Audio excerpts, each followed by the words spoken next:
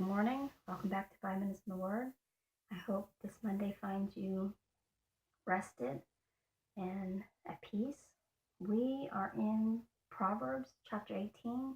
We're picking up at verse 18 today, and we're finishing this chapter. And there's a few footnotes, so if you want to follow along with me, that'd be great.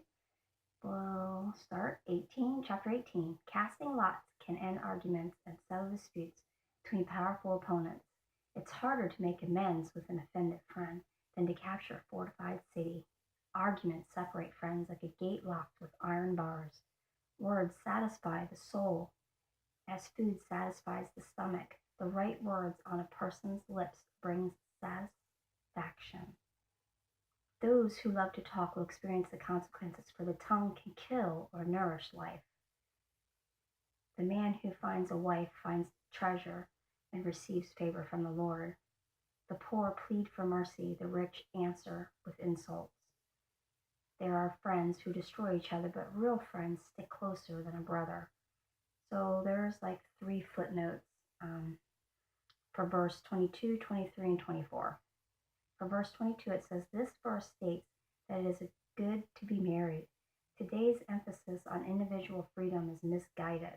Strong individuals are important, but so are strong marriages.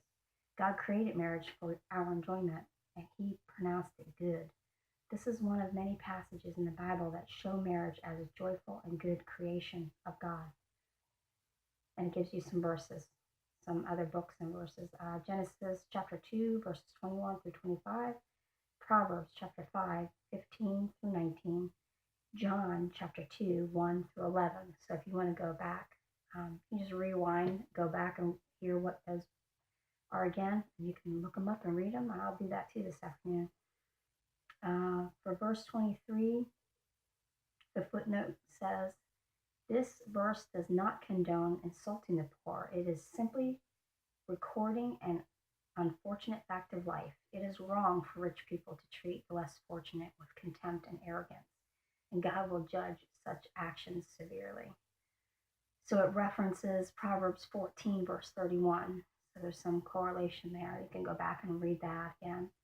And then for verse 24, the footnote says, loneliness is everywhere. Many people feel cut off and alienated from others. Being in a crowd just makes people more aware of their isolation. We all need friends who will stick closer. We all need friends who will stick close, listen, care, and offer help when is needed. In good times and bad, it is better to have one such friend than dozens of superficial acquaintances. Instead of wishing you could find a true friend, seek to become one. There are people who need your friendship. Ask God to reveal them to you, and then take on the challenge of being a true friend. And I don't know if you had a chance to go out and look at our blog over the weekend that I did on Saturday, but that's a lot what these last couple chapters have talked about, is how to be a good friend. Not necessarily how to find a good friend, but how to be one. Because I think it goes the same in marriage, you find what you want to be, what you are. So if you're good to someone, then you're going to find someone that's good to you.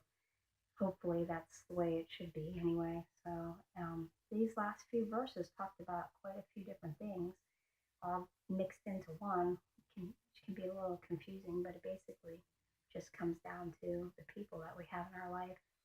And if we want different, we have to get out there and look for it. We have to be something for someone else and not isolate ourselves, but try to get out in our community and offer help where it's needed. And it's very important, like it says there at the end, to pray and ask God to put those people in your life that He wants there so that you can be a friend to. And there's a lot of blessing along the way with that comes from doing that. So stepping out and doing that is a great thing. And I highly recommend you just trying it. Rejection's hard, but sometimes it leads to something else that's even better for us. So we just have to go with the flow. We need to be people of help right now. Our world is full of turmoil all around us, and we need to help others. And that's what God called us to do. He wants us to be those kind of people. So that's all I got to say today, and I hope you'll come back tomorrow and join me. And I'd like to say a little short prayer to pray pray you out for the day. Dear Lord, we thank you for this day. I just ask that you watch over my friends and keep them safe, Lord, and protect them and help them today to find someone to be a friend to, Lord. Pray that you would give them the wisdom and your power to be there for someone else and to listen and to be the kind of friend that you have called them to be. Lord, I ask for all of my friends' protection today, and that you would put love in their hearts for others, and that you would bring them through this day no matter how tough it may be for them. And I just ask these things in Jesus' name. Amen. Have a great day, and I hope to see you back here tomorrow. And thank you so much for being here.